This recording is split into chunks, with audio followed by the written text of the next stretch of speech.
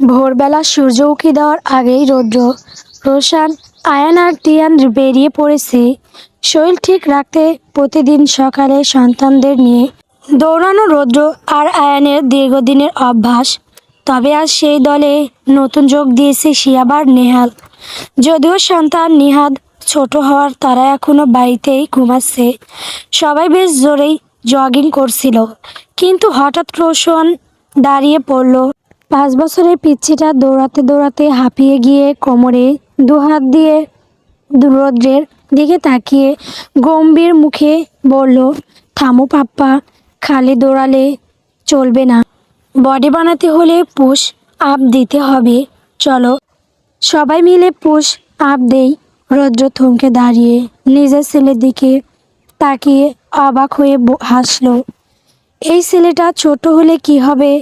ওর কথা আর বুদ্ধি শুনলে মনে হয় কোনো বড় মানুষের সাথে কথা বলছে। রৌদ্র রোশনের সামনে হাঁটু গেড়ে বসে ওর কাঁধে হাত রেখে মজা করে বলল, আচ্ছা আমার ছোট বস, তো আমরা পুশ আপ কেন দেই সেটা কি তুমি জানো? রোশন একদম ভাব গম্ভীর হয়ে উত্তর দিল, জানি তো, পুশ আপ দিলে মাসুল হবে, আমি স্ট্রং হব, তারপর বড় হয়ে তোমার মতো সবাইকে রক্ষা করব। রোশনের এমন উত্তর শুনে আয়ান আর শিয়াব হো হো করে হেসে উঠল। তিয়ান রাস্তার সামনে দেখে দৌড়াতে দৌড়াতে বেশ জোশ নিয়ে বলল, তো দেরি কিসের, চলো সবাই সামনের মাঠে গিয়ে শুরু হোক প্রতিযোগিতা। শিয়াব পেছন থেকে দৌড়ে এসে এক ঝটকায় তিয়ানের টি শার্টের কলার টেনে ধরল। টেনে ওকে রোশনের কাছে এনে আবার বাঁ হাত দিয়ে রোশনের টি শার্টও খামচে ধরল। তারপর নিজের সবটুকু শক্তি খাটিয়ে 5 বছরের দুই পিসিকে একসাথে শূন্যে উঁচুতে তুলে ধরল। শিয়াব হাঁপাতে হাঁপাতে মুখ লাল করে বলল, ই দেখ এইটুকুনি শরীর, অথচ দামাক কত। আমি 2 হাত দিয়েই দুজনকেই তুলে ফেলছি, আর এরা নাকি আবার পুশ আপ করবে। আহ, পুশ আপ করলে তো মাটি নিচে ঢুকে যাবে, তোমাদের দুজনকেই আর খুঁজে পাওয়াই যাবে না। শিয়াব মজা করে কথাটা শেষ করতে না করতে বিপত্তি ঘটল। পটাপট শব্দে রোশন আর তিহান দুজনেরই টি শার্টের কাপড় মাঝখান থেকে ছিঁড়ে গেল। শিয়াব অপ্রস্তুত হয়ে কিছু বুঝে ওঠার আগেই দুজনে সপাং করে মাটিতে আছড়ে পড়ল। ওরে বাবা গো বলে রোশন আর তিহান দুই ভাই একসাথে চিৎকার দিয়ে উঠল। রোশন অগ্নিশর্মা হয়ে রাগী চোখে শিয়াবের দিকে তাকিয়ে ছোট ছোট হাত নেড়ে বলতে লাগলো, ফুপা এটা তুমি কি করলে? একে তো তোমার এই শক্তিহীন শরীর দিয়ে আমাদের অকারণে উঁচু করেছ, তার উপর আমাদের পছন্দের টি শার্ট ছিঁড়ে দিলে, আমাদের মান সম্মান সব শেষ। শিহাব তো রোশনের মুখে শক্তিহীন শরীর শুনে আকাশ থেকে পড়ল। সে চোখ কপালে তুলে চিৎকার করে বলল, কি আমার শরীর শক্তিহীন? দাঁড়াও, আজ এই শক্তিহীন শরীরের খেলা দেখাচ্ছি তোমাদের, আসো এদিকে। বলে শিয়াব এক হাত দিয়ে রৌদ্রকে সরিয়ে তিহান আর রোশনকে ধরতে গেল, কিন্তু ওই দুই পিচ্ছু কি আর অত সহজে ধরা দেয়? শিয়াব হাত বাড়ানোর আগে রোশন আর তিহান মাটির ওপর থেকে এক লাফে উঠে দিল। ভুয়ো দৌড়, ওদের পায়ের তলায় যেন চাকা লেগে গেছে। তিহান দৌড়াতে দৌড়াতে ঘাড় ঘুরিয়ে ভেংসি কেটে বলে গেল, শক্তি যদি থাকতোই তবে টি শার্ট ছিল কেন? অন্যের চরকায় তেল দেওয়ার আগে ফুপা, আগে নিজের চরকায় তেল মারো, যাও গিয়ে জিম করো।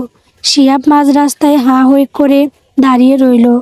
রৌদ্র, আয়ান আর নেহাল হাসতে হাসতে রাস্তার ওপর প্রায় বসে পড়ার দশা। শিয়াব রাগে আর লজ্জায় গজগজ করতে করতে বলল, দেখলি রৌদ্র, দেখলে আয়ান, এই পিছিগুলো তো আমাকে মানুষই মনে করে না, চরকায় তেল মারতে বলে আমাকে। রৌদ্র হাসতে হাসতে শিয়াবের কাঁধে চাপড় দিয়ে বলল, দোষ তো তোরই শিয়াব, ওদের বডি চেক করতে গিয়ে নিজের শক্তির দৌড় বুঝিয়ে দিলি। সবাই শিহাবকে নিয়ে মজা করতে করতে মাঠে চলে এলো। মাঠে এসে দেখা গেল রোশান আর তিহান পুরো দমে লাফালাফি করছে। ওদের কাছে ব্যায়াম মানেই হলো মনের সুখে লাফানো। রৌদ্র আর বাকিদের দেখে রোশান চট করে দৌড়ে সামনে চলে এলো। কোমরে হাত দিয়ে বেশ ভাব নিয়ে সে শিহাবের উদ্দেশ্যে বলল, আচ্ছা ফুপা, তোমার শক্তি কতটুকু তা আজ পরীক্ষা করা হোক। তুমি আর পাপ্পা পুশ আপ করো, দেখি কে কয়টা দিতে পারে। শিহাব তো রোশানের এমন সরাসরি চ্যালেঞ্জ শুনে রাগে দাঁত কিরমির করে উঠল।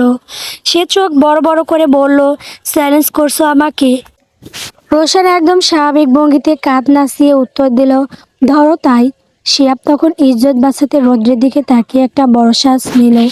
রৌদ্র মুচকি এসে চ্যালেঞ্জটা গ্রহণ করলো। তারপর শুরু হলো আসল লড়াই। রৌদ্র আর শিহাব দুজনের ঘাড়ের ওপর পুশ আপ দেওয়ার জন্য পজিশন নিল। রোশান একদম রেফারির মতো গম্ভীর মুখে তাদের সামনে গিয়ে দাঁড়ালো। তারপর একটা আঙুল উঁচিয়ে কমান্ড দিল, 1 2 3 শুরু করো। রোশানের কথা শেষ হওয়ার মাত্রই রৌদ্র আর শিহাব ঝড়ের গতিতে শরীর ওঠানামা করতে শুরু করলো। রোশান আর তিহান পাশ থেকে চিৎকার করে উৎসাহ দিচ্ছে। শিহাব প্রথম 10-12টা খুব জোশে দিলেও ধীরে ধীরে তার মুখ লাল হতে শুরু করলো। অন্যদিকে রৌদ্র একদম শান্তভাবে নিখুঁত ছন্দে পুশ আপ দিয়ে যাচ্ছে। বিষয়টা পার হওয়ার পর শিহাবের হাত কাঁপতে শুরু করলো। সে বুঝতে পারছে রৌদ্রের সাথে পাল্লা দেওয়া তার সাধ্যের বাইরে। শিহাব কাঁপতে কাঁপতে রৌদ্রের দিকে তাকালো। রৌদ্র নিজেও তখন বেশ হাঁপিয়ে উঠেছে, কিন্তু সে থামার পাত্র নয়। তবে শিহাব অসহায় মুখ আর চোখে তাকানো দেখে রৌদ্র সব বুঝতে পারল। শিহাব ইঙ্গিতে তাকে থামতে বলছে, কারণ রোশানের সামনে সে হার মেনে নিজের ইজ্জত খোয়াতে চাইছে না। বন্ধু হিসেবে শিহাবের মনের অবস্থা আর মান সম্মানের কথা চিন্তা করে রৌদ্র ইচ্ছে করে হাত ছেড়ে দিয়ে সোজা হয়ে বসলো। তারপর বড় করে একটা দীর্ঘশ্বাস ফেলে হাঁপাতে হাঁপাতে বলল, উফ, আমি আর পারছি না। শিহাবের শক্তির কাছে হার মানলাম। সুযোগ পেয়ে শিহাব যেন হাতে চাঁদ পেল। সে মুহূর্তেই কোনো এক জাদুকরী শক্তিতে সুপারস্টারের মতো শেষ 2-3টা পুশ আপ দিয়ে বীরের মতো উঠে দাঁড়ালো। ঘাম মুছতে মুছতে বেশ বুক ফুলিয়ে রোশানের দিকে তাকিয়ে বলল, দেখলে তো, তোমার পাপ্পার থেকে আমার শক্তি টের বেশি। গিয়ে তোমার পাপ্পাকে বলো আরও ভালো করে জিম করতে। আমার সাথে পেরে ওঠা অত সহজ না। রোশন আর তিয়ান দুজনেই থতমত খেয়ে গেল। তারা কিছুতেই বিশ্বাস করতে পারছে না যে তাদের সুপার হিরো বাপ্পা হেরে গেছে।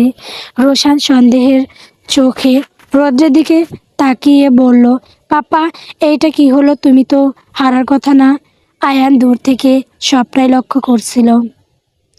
সে খুব ভালো করেই জানে রৌদ্র তার পরম বন্ধু হিসেবে মান রাখতে ইচ্ছে করে হার মেনেছে। সে কিছুটা এগিয়ে এসে রোশানকে কোলে তুলে নিল। রোশানের মন খারাপ দেখে ওকে সান্ত্বনা দিয়ে বলল, শোনো রোশান, পুশ আপ বা যে কোনো ব্যায়াম আসলে শরীরের পরিস্থিতির ওপর নির্ভর করে।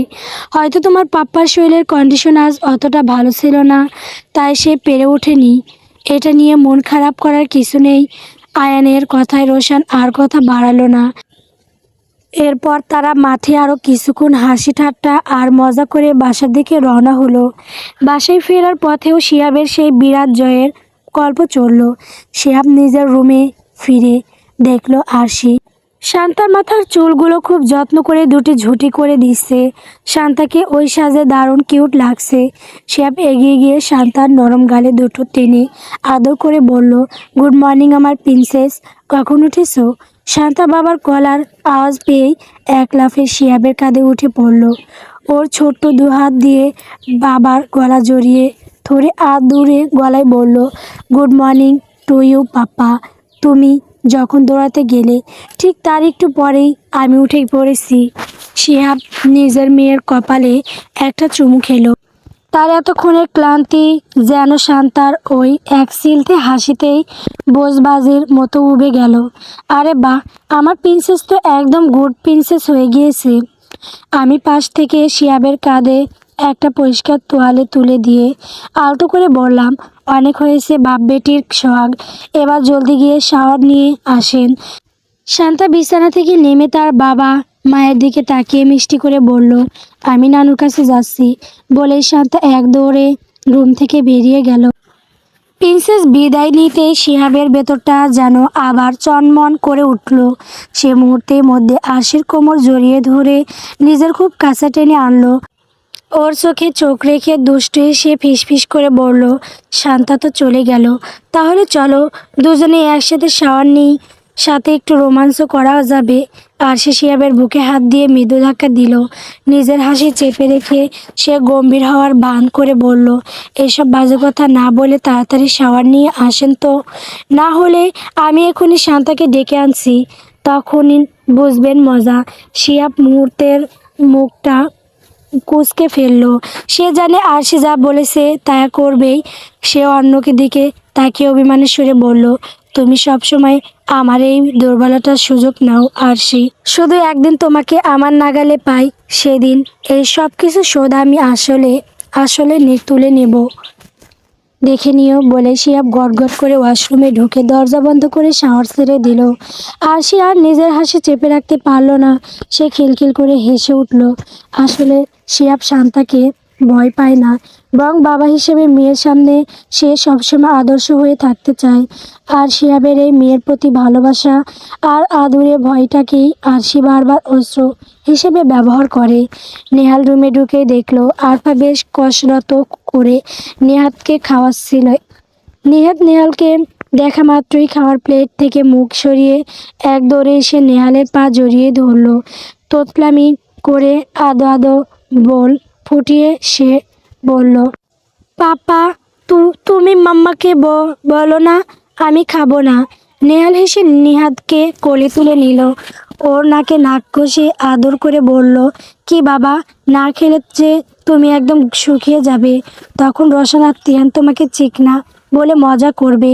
তুমি কি চাও তোমার বড় ভাইদের কাছে ছোট হতে? ছোট্ট নিহাদ মুহূর্তের জন্য গম্ভীর হয়ে কিছু একটা ভাবলো, তারপর না সূচক মাথা নাড়তে নাড়তে বলল, না না, আমি চিকো না, না আমি তোমার মতো হব। নেহাল নিহাদের পিঠ চাপড়ে দিয়ে বলল, আমার মতো শক্তিশালী হতে হলে তো বেশি বেশি করে খেতে হবে। এখন যাও, মামার কথায় ভালো ছেলের মতো চটপট খেয়ে ফেলো। বাবার কথা শুনে নিহাদ আর দেরি করলো না। সে নেহালের কোট থেকে নেমে সোজা আরফার সামনে গিয়ে বড় করে হাঁ করলো। আরফা ছেলে মুখে ভাতের লোকমা তুলে দিতে দিতে মুখ ঝাপটা দিয়ে বলল, বাবা বেটার ঢং দেখলে বাসি না। আমি কতক্ষণ ধরে খাওয়ানোর জন্য জান দিয়ে দিচ্ছি, অথচ আমার কথার কোনো মূল্যই নেই। আর বাবার কথা শোনা মাত্রই 1 সেকেন্ড দেরি করলো না। না মানে আমার কি কোনো দামই নেই? নেহাল কাঁধে তোয়ালে জড়িয়ে আরফাকে দুষ্টুমি করে একটা চোখ টিপে দিল। তারপর বেশ আয়েশ করে বলল, এত হিংসুটে কেন তুমি? ছেলে আর বাবার এই সুন্দর ভালোবাসাটা তুমি একদমই সইতে পারো না, তাই না? আরফা মুহূর্তের রাগী চোখে নেহালের দিকে তাকালো। ভাতের চামচটা শক্ত করে ধরে দাঁত কিরমির করে বলল, কি আমি হিংসুটে? আপনার সাহস তো কম না। নেহাল একটুও না দমে আরফার দিকে ঝুঁকে এলো। নিজের চোখ দুটো বড় বড় করে আর চোখে তাকিয়ে বলল, তাই তো দেখতে পাচ্ছি, একদম হিংসেই জ্বলে যাচ্ছ তুমি। আরফা এবার সত্যি খেপে গেল। সে চিৎকার করে বলল, নেহালের বাচ্চা, আপনাকে আজকে যে আমি কি করবো আপনি কল্পনাও করতে পারছেন না। নেহাল দেখলো আরফার রাগ একদম চরমে পৌঁছেছে। এখন আর রক্ষা নেই। মুহূর্তের মধ্যে নেহালের মাথায় একটা বুদ্ধি খেলে গেল। সে চট করে নিহাদের উদ্দেশ্যে বলল, পাপা, ওই যে দেখো ওইটা কি? নেহাদ কৌতূহলী হয়ে যে ঘাড় ঘুরিয়ে ওদিকে তাকালো। নেহাল সেই সুযোগটায় হাতছাড়া করলো না। সে বিদ্যুৎ বেগে আরফার কাছে গিয়ে ওর নরম গালে টপ করে একটা শব্দ করে চুমু খেয়ে ফেললো। আরফা একদম থমকে গেল। হাতের ভাতের লোকমা হাতেই রয়ে গেল। সে চোখ বড় বড় করে তাকিয়ে আছে। নেহাল একটু দূরে সরে গিয়ে মিটি মিটি হেসে বলল, তুমি জানো আরফা, রাগলে তোমাকে না অনেক সুন্দর লাগে। ইচ্ছে করে একদম পান্তা ভাতের সাথে মেখে খেয়ে ফেলি। আরফা এবার লজ্জায় আর রাগে হিতাহিত জ্ঞান হারিয়ে ভাতের প্লেটটা বিছানায় রেখে তেড়ে এলো নেহালের দিকে। কিন্তু নেহাল কি আর অত বোকা? সে এক দৌড়ে ডেবলিং করে আর ফাঁকে ফাঁকি দিয়ে সোজা ওয়াশরুমে ঢুকে দরজা আটকে দিল। রৌদ্র রোশানকে নিয়ে রুমে আসলো। তুরা তখন রৌদ্রের শার্ট প্যান্ট ভাঁজ করে আলমারিতে রাখছিল। রোশান তুরাকে দেখে এক দৌড়ে ওর কাছে গিয়ে এক লাফে কোলে উঠে পড়ল। সে বেশ উত্তেজিত হয়ে বলল, মাম্মা জানো, পাপা আজকে ফুপার কাছে ঠকেছে। তোরা রোশানকে ভালো করে কোলে নিয়ে অবাক হয়ে বলল, ঠকেছে মানে? রৌদ্র হাসতে হাসতে এগিয়ে এলো। কাঁধে তোয়ালে নিতে নিতে সে বলল, আর বলো না, রোশান আমাকে আর শিয়াবকে পুশ আপ দিতে বলেছে। তো পুশ আপ দিতে আমি গিয়ে আমি নাকি হেরে গেছি। ও এখন সেই নালিশই দিচ্ছে। তোরা রৌদ্রের দিকে তাকিয়ে ব্রুকুসকে হাসলো। সে খুব ভালো করেই জানে রৌদ্রের শক্তির দৌড় কতটুকু আর শিহাবের অবস্থা কেমন। তোরা রোশানের গাল টিপে দিয়ে বলল, তাই নাকি? তোমার পাপ্পা হেরে গেল? আমার তো বিশ্বাসই হচ্ছে না। রোশান মুখ ফুলিয়ে বলল, আমিও তো বিশ্বাস করতে পারছি না মাম্মা। কিন্তু ফুপা তো ঠিকই অনেকগুলো পুশ আপ দিয়ে দিল আর পাপা মাঝপথে থেমে গেল। তোরা এবার রৌদ্রের চোখের দিকে তাকালো। রৌদ্র আলতো করে একটা চোখ টিপে তোরাকে ইশারা করলো। তোরা মুহূর্তেই বুঝে গেল যে এটা রৌদ্রের কোনো একটা চাল ছিল, হয়তো শিয়াবকে জেতানোর জন্য সে ইচ্ছে করে এমনটা করেছে। তোরা মুচকি এসে রোশনকে বলল, আচ্ছা ঠিক আছে, আজ না হয় তোমার ফুপাই জিতলো, কিন্তু তোমার পাপা যে তোমার জন্য সুপারম্যান সেটা তো আর পাল্টে যাচ্ছে না, তাই না?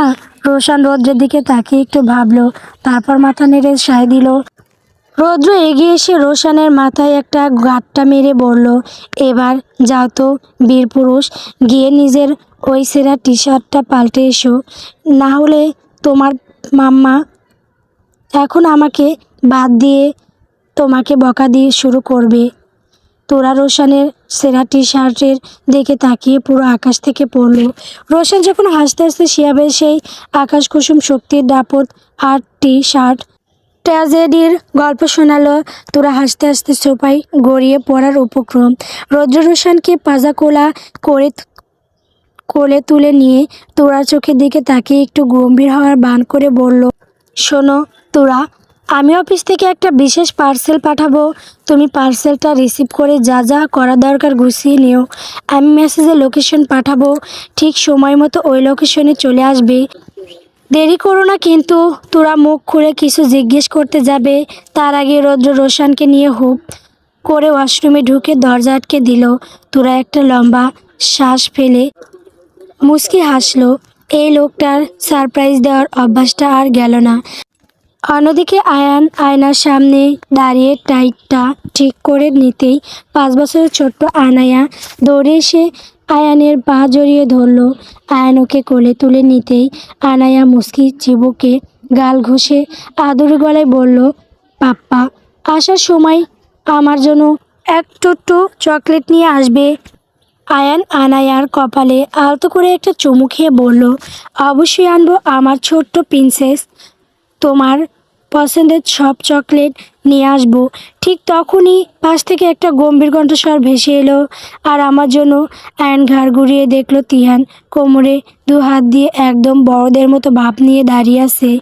আয়ন হেসে এক হাত দিয়ে তিহানকেও কোলে তুলে নিল। এখন আয়নের 2 কোলে 2 রাজপুত্র, রাজকন্যা। সে তিহানের নাকে নাক ঘষে বলল, একদম টেনশন করো না বীর পুরুষ, তোমাদের দুজনের জন্য চকলেটের ভার নিয়ে আসবো। এবার খুশি তো? তিহান আর আনায়া দুজনেই খিলখিল করে হেসে উঠে আয়ানকে জড়িয়ে ধরল।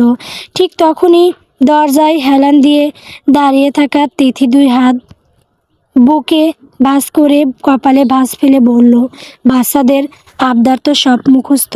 তো আমি কি এই বাড়িতে ভাড়াই থাকি? আমার জন্য কি কিছুই আর আসবে না? আয়ান এবার তিথির দিকে তাকিয়ে বাঁকা হাসলো। সে একটু রসিকতা করে বলল, তোমার জন্য আনবো না মানে? অবশ্যই আনবো। তোমার জন্য 2টা কাকাতুয়া জুটিওয়ালা বেলুন আনবো। আর ওই যে ছোটরা সুশি চকলেট খায় না, ওইগুলাও কয়েকটা নিয়ে আসবো। আর কি লাগবে বলো? তিথি চোখ দুটো বড় বড় করে তেড়ে এসে আয়ানের বাহুতে একটা কিল বসিয়ে দিয়ে বলল, মজা হচ্ছে? আমাকে কি তোমার ওই পিসিদের মতো মনে হয়? আয়ান তিথি আনায়াকে নামিয়ে দিয়ে টাইটা শেষবার ঠিক করে নিয়ে তিথির দিকে তাকিয়ে টিপ্পনি কেটে বলল, বাচ্চাদের মতো আবদার যেহেতু করছো, তার মানে তুমিও এখনো বাচ্চাই আছো। আর বাচ্চাদের জন্য তো সবই মানায়। তিথি মোটেও দমে যাওয়ার পাত্রী নয়। সে ঠোঁটের কোণে একটা বাঁকা হাসি ফুটিয়ে আয়নের দিকে চ্যালেঞ্জিং চোখে তাকালো। তারপর দুষ্টুমি করে বলল, তাই আমি বাচ্চা? তাহলে দেরি কেন? ওদের মতো আমাকেও এখন তোমার কোলে তুলে নাও তো দেখি। তিথির কথা শেষ হতে না হতে পাশ থেকে আনায়া নিজের বড় বড় চোখ দুটো আরো গোল গোল করে মায়ের দিকে তাকালো, যেন সে বিশাল কোনো ভয়ঙ্কর কথা শুনে ফেলেছে। আনায়া দুই হাত গালে দিয়ে আতঙ্কে বলে উঠল, হায় খোদা, মাম্মা তুমি তো অনেক মোটা। তুমি পাপ্পার কোলে উঠলে পাপ্পার কোমর মট করে ভেঙে যাবে তো। মেয়ের মুখে এমন বিস্ফোরক মন্তব্য শুনে তিথির চোখ তো একদম কপালে উঠে গেল। সে নিজের কোমরে হাত দিয়ে রাগে ফেটে পড়ে বলল, কি? আমি মোটা? তোর এত বড় সাহস? আনায়া আনায়া একটুও ভয় না পেয়ে শান্তভাবে বলল, আমি আবার কি করলাম? তুমি একবার আয়নায় গিয়ে দেখো না, তুমি মোটা নাকি চিকন। তিথি এবার অপমানে আর রাগে ফোঁস ফোঁস করতে করতে আয়নের দিকে তাকালো। আয়ান তখন হাসতে হাসতে প্রায় শেষ। তিথি চিৎকার করে বলল, আয়ান, তোমার এই মেয়েটাকে এখনই কিছু একটা বলো, না হলে কিন্তু আমি আজ সত্যি ওর মাথার চুল একটাও আস্ত রাখবো না, একদম টেনে ছিঁড়ে ফেলবো। আয়ান হাসতে হাসতে কোনো মতে নিজেকে সামলে নিয়ে আনায়ার মাথায় হাত বুলিয়ে বলল, আরে মা, এভাবে সরাসরি সত্যি কথা বলতে হয় না। দেখো, তোমার মাম্মা কিন্তু এখন ড্রাগন হয়ে যাচ্ছে। তিথি এবার সত্যি অগ্নিশর্মা হয়ে গেল। সে রাগে ফুঁসতে ফুঁসতে আয়নের দিকে তেড়ে এসে চিৎকার করে বলল, কি? তার মানে আনায়া সত্যি কথাই বলেছে? তুমিও কি সাপোর্ট করছো? আনায়া বিপদ বুঝে এক লাফে আবার আয়ানের কোলে উঠে বসলো। সে আয়ানের গলা শক্ত করে জড়িয়ে ধরে আতঙ্কে চিৎকার করে বলল, পাপ্পা দৌড়াও, মাম্মা খেপেছে, মাম্মার কাছে লাঠি আছে, আমাদের দুজনকে মেরে আজকে কোমর ভেঙে দেবে। বাঁচতে চাইলে জোরে দৌড়াও।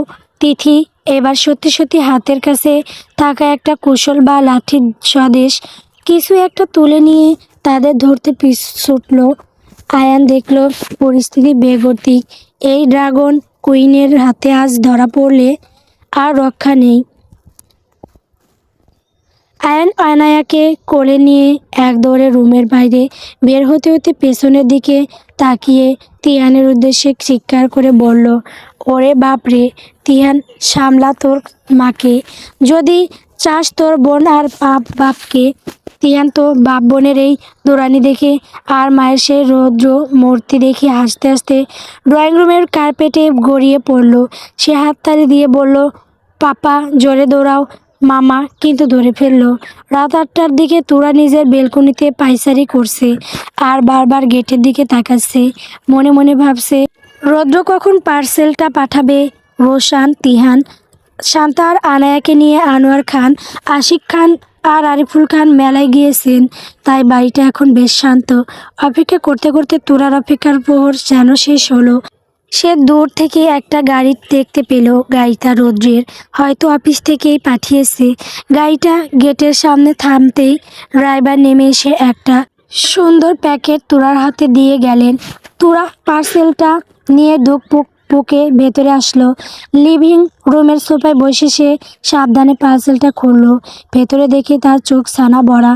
পার্সেলে রয়েছে একটি ধবধবে সাদা গর্জিয়াস শাড়ি, হাতে পরার একগুচ্ছ কাচের চুড়ি আর শাড়ির সাথে চমৎকার ম্যাচিং করা একটি নেকলেস। তোরা মুগ্ধ হয়ে জিনিসগুলোর ওপর হাত বুলিয়ে দেখছিল। তখনই তার চোখে পড়ল কাপড়ের ভাঁজ লুকিয়ে রাখা একটা ছোট চিরকুট।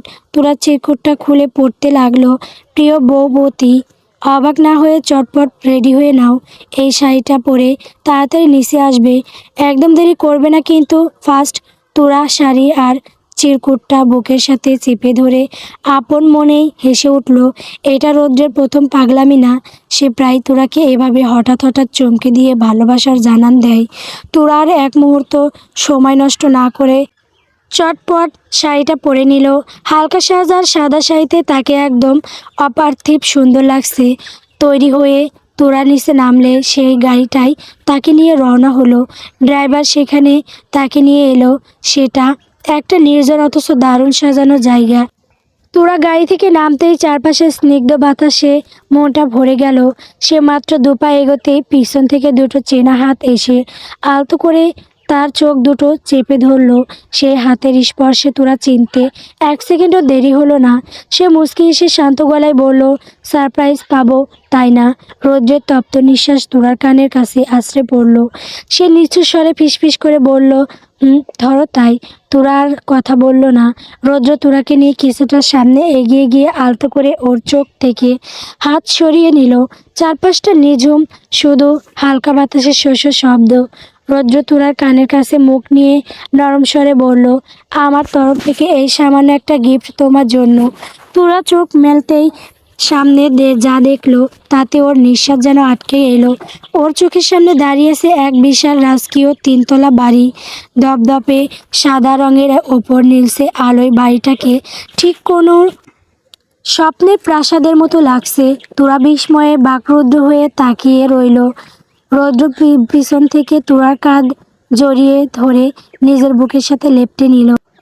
তারপর নিঃস্বরে বলতে লাগলো, অবাক হচ্ছ তো বাড়িটা দেখি? তাহলে মনে করো, আজ থেকে 5 বছর আগে তোমার জন্মদিনে আমি তোমার কাছ থেকে একটা সই নিয়েছিলাম। তখন এই বাড়িটার কাজ শুরুই হয়নি, তবে আমি ওই দিন সব কাগজপত্রে সই করিয়ে বাড়িটা তোমার নামে করে দিয়েছিলাম। তোরা একবার মনে পড়লো সেই দিনের কথা। রৌদ্র ওর জন্মদিনে হুট করে একটা কাগজে সই নিয়েছিল, কিন্তু কী কাগজ সেটা বলেনি এবং কি সে জানতেও চায়নি। আজ বুঝতে পারলো রৌদ্র কত বড় একটা সারপ্রাইজ ওর জন্য সাজিয়ে রেখেছিল। তোরা ভেজা চোখে রৌদ্রের দিকে তাকিয়ে বলল, আমি এত বড় বাড়ি দিয়ে কি করব? আমার তো তুমি আর রোশন থাকলেই চলে, আর কিছু তো চাই না। রৌদ্র তোরার কথা শুনে আলতো করে ওর তপ্ত গালে একটা চুমু খেলো। তারপর মায়াবী স্বরে বলল, এটা আমাদের ছোট্ট ভালোবাসার ঘর, যেখানে তুমি, আমি আর আমাদের প্রিন্স রোশন থাকবো। আজ থেকে এটাই আমার ছোট্ট সাজানো ফ্যামিলি। তোরা রৌদ্রের বুকে পিঠ থেকে একটু চুপ করে রইল। তারপর মুচকি এসে গাড় ঘুরিয়ে রৌদ্রের চোখের দিকে তাকিয়ে বলল, সবই বুঝলাম, তবে আমি বাড়ি চাই না রৌদ্র, আমার অন্য কিছু চাই। রৌদ্র এবার কিছুটা অবাক হলো। সে তোরাকে দু হাতে ধরে নিজের সামনের দিকে ঘুরিয়ে নিল। ওর গভীর চোখে চোখ রেখে বলল, পৃথিবীর যা কিছু চাইবে আমি তোমার জন্য আমার সাধ্যের মধ্যে সব এনে দেব। বলো আমার বৌবতী বউ, তোমার আর কি চাই? তোরা গাল দুটো মুহূর্তে লজ্জায় রক্তিম হয়ে উঠল। রৌদ্রের চোখের দিকে সরাসরি তাকাতে পারছে না সে। তোরা ধীরে ধীরে মাথা নিচু করে ফেলল। হৃৎপিণ্ডের ধুকপুকানি তখন স্পষ্ট শোনা যাচ্ছে।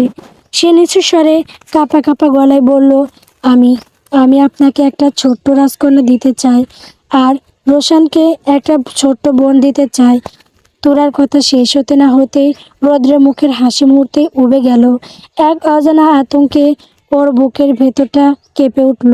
চোখের সামনে ভেসে উঠল সেই বিভীষিকাময় হসপিটালের স্মৃতি, অপারেশন থিয়েটারের বাইরের সেই দীর্ঘ অপেক্ষা, তোরাকে হারানোর যে ভয়টা সে মনের গভীরে কোনো কোণে লুকিয়ে রেখেছিল, সেটা যেন আবার জ্যান্ত হয়ে ওর টুটি চেপে ধরল।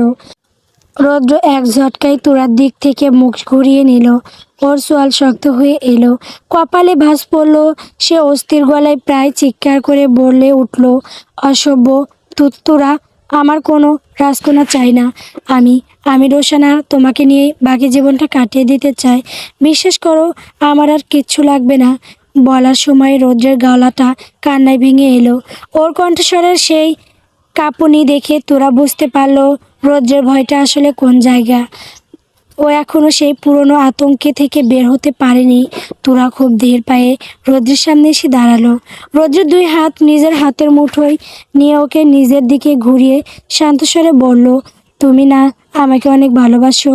তুমি না বললে তোমার সাধ্যের মধ্যে যা কিছু আছে আমাকে সব দিতে পারবে, তাহলে এই ইচ্ছাটা তো আমার সাধ্যেরই বাইরে না রৌদ্র? তবে কেন পারবে না? রৌদ্র আর নিজেকে সামলাতে পারল না। সেই মুহূর্তের মধ্যে তুরাকে নিজের বুকের মাঝে পিষে ফিরে জড়িয়ে ধরল। তুরার কাঁধে মুখ লুকিয়ে শিশুর মতো ডুগরে কেঁদে উঠল রৌদ্র। সেই রৌদ্র কণ্ঠে বলল, তুরা, আমার ভীষণ ভয় হয়। তুমি জানো না সেই সময়টা আমি কিভাবে পার করেছি। আমি আর কোনো রিস্ক নিতে চাই না তুরা। তোমাকে হারানোর কথা ভাবলেই আমার নিঃশ্বাস বন্ধ হয়ে আসে। তোরার চোখেও তখন জল। সে রৌদ্রের পিঠে হাত বুলিয়ে দিতে দিতে বিড়বিড় করে বলতে লাগলো, আরে পাগল, কিছু হবে না, আল্লাহর সাথে আছেন। তুমি এভাবে একদম কাটবে না, না হলে আমার মেয়েটা যখন আসবে তখন কিন্তু তাকে দিয়ে তোমার আশা করে বকা খাওয়াবো। রৌদ্র তবুও শান্ত হতে পারছিল না। ওর শরীরটা এখনো ভয়ের আতিশয্যে কাঁপছে। একটা পুরুষ একটা নারীর জন্য কতটা পাগল হতে পারে, তার জীবনটা প্রমাণ জানে এই মুহূর্তে রৌদ্র। সে শুধু একজন সফল মানুষ বা বাবা নয়, সে তোরার প্রেমে হাবুডুবু খাওয়া এক দিশাহারা প্রেমিক। তোরা এবার রৌদ্রকে নিজের থেকে একটু দূরে সরিয়ে সোজা করে দাঁড় করালো।